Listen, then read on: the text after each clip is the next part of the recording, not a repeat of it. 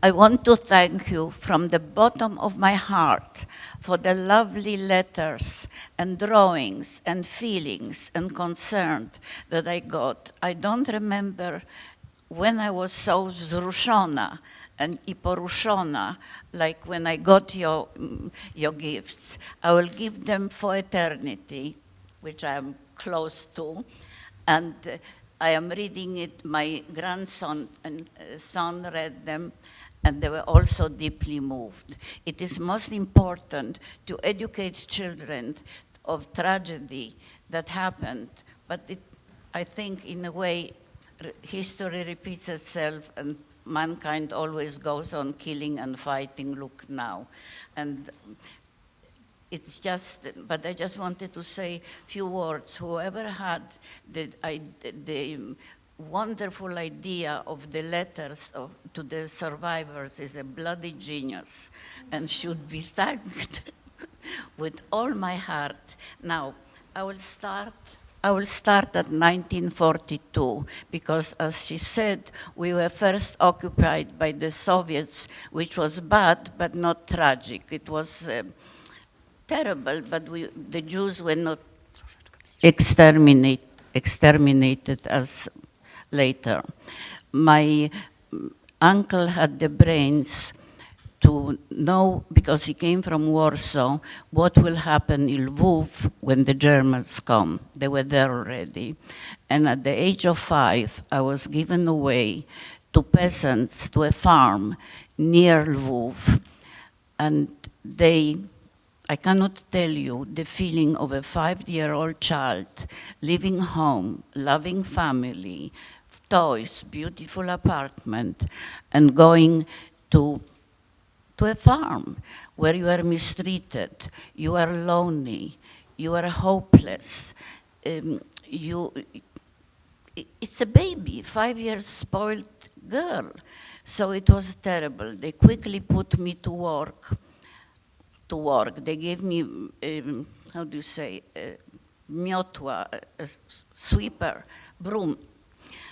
And I had to sweep the barn and clean, and where the chickens were, chicken coop.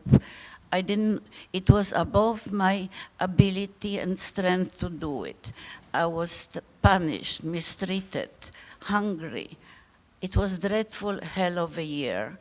And I didn't know what is happening. I knew something is wrong, and I got a new name, but I didn't know what's wrong. I didn't know, nobody explained. But as a child, you feel that you have to, because it was our motto to behave, be good, and don't bring attention to yourself. So I tried. After a year, my mother came and took me back to Warsaw. And there again, we were plagued by blackmailers. I don't know if any of you know what they are. They are awful men that hunt Jews for money, and it's a game. They zero on a child. They ask prayers and ask you who you really are. Tell us your name. Tell us who is this, who is that. And then they're paid money and they leave you alone. But if you don't answer properly, then you are in bad way.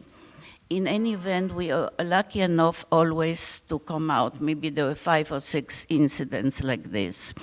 And we were lucky enough to come out of it. But after I almost, or maybe had a breakdown, because I said after the last time, I am going to give you all away. I can't take it anymore. I must have been 5.5 then.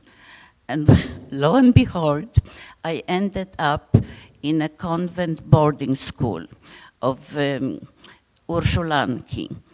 And there also was no peace, because there were often visits from Germans looking for underground people and Jewish children that the Germans sort of suspected that they were harbored, and ask us questions and prayers.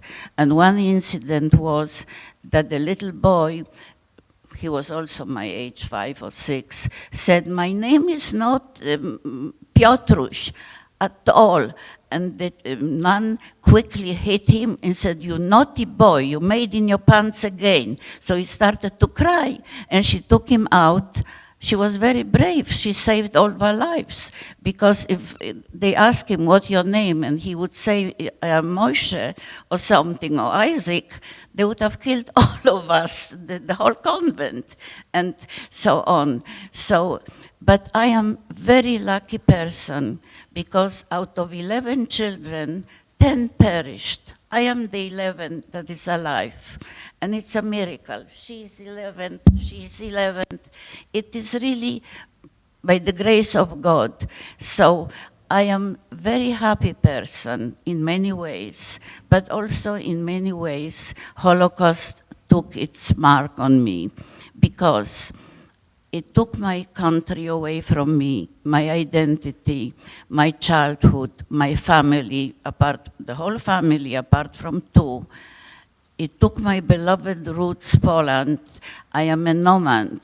Every country, I don't feel I belong. I will always feel odd woman out. It leaves something, a scar in your soul. I don't know if you ever read story by Niemcewicz, Cudzoziemka. I don't know if it's still on. Do you know the book of Niemcewicz? I am the one. I read it as a child in convent. So really it is, but I carry on. I feel I am stronger and better able to adjust than people that did not go through the war. And I also want to acknowledge with deep, deep gratefulness the hero Polish people, the good ones that helped us, hid us, fed us, adopted even many of us. And that's how we survived. And we are also called the hidden children of Holocaust, because we were hidden by good people that did help. Not everybody was out for money and to kill us. So maybe there is hope for humanity. And I want to thank you again very, very much for coming and listening to our stories. Thank you.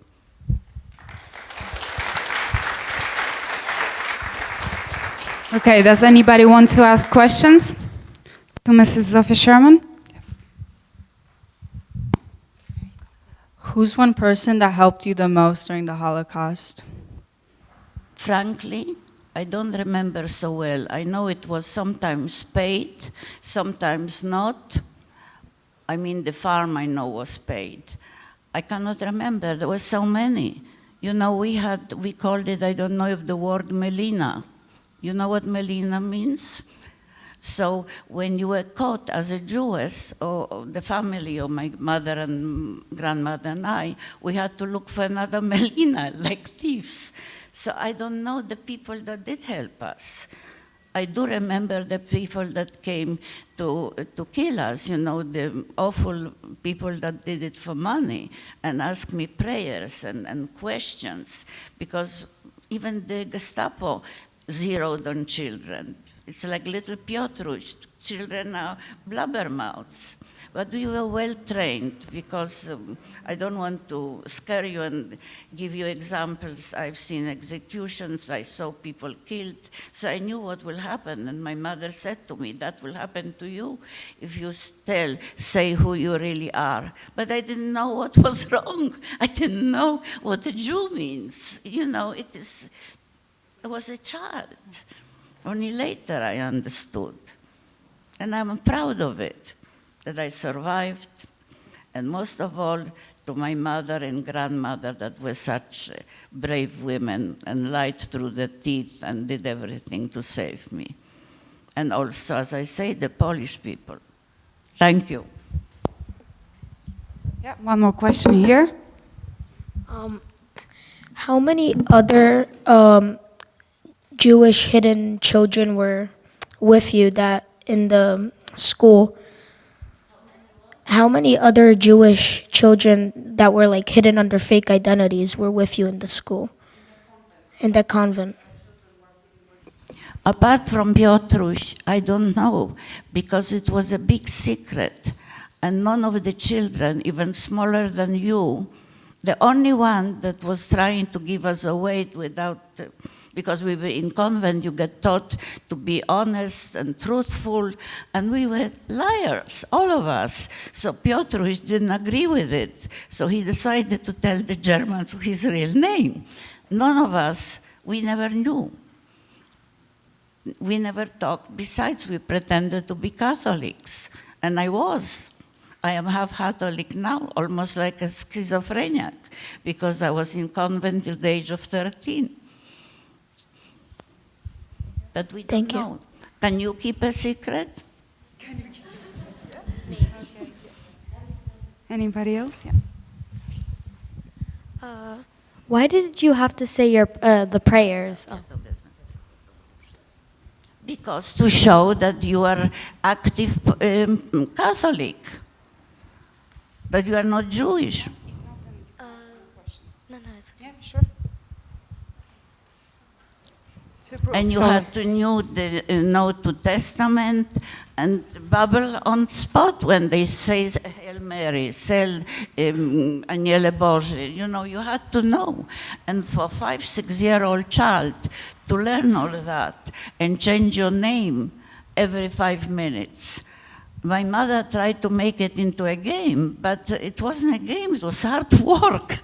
That's why I'm not too keen on studying and working, because I feel I did it when I was young. Yes, so if I could It's just a wrong quickly message, sorry children. sum it up. So if you were a Jew and you were discovered to be a Jew, you could get into big troubles or even get killed. You and your family and other people who were with you. So to save all the kids, they were taken by the convents, so like the churches, for example, or the nuns, or by Polish families who were Catholic, and their identities, the children's identities, were changed into Catholic. So they were pretending all the time that they know the Catholic prayers, and they have Catholic, like Polish names, let's say. So if there were people who were trying to discover or hunt them, they would be able to say these prayers. So these people who were trying to catch them, they would ask one kid in a street, for example, like, are you Jewish or you're Polish? And the kids were like taught to say they are Polish. So they would say, I'm Polish, but you have to prove it now. So how would they prove it? By saying Catholic prayers, right? Because the Jewish that didn't know Catholic prayers, and the same way around, like Catholic people usually don't really know Jewish prayers, right? So this was this kind of, way to hide and run away from the horrible truth. So yeah, this is basically what Mrs. Sherman went through, and that's why she has been in the convent, etc. So do you understand now? Yes? Okay, perfect.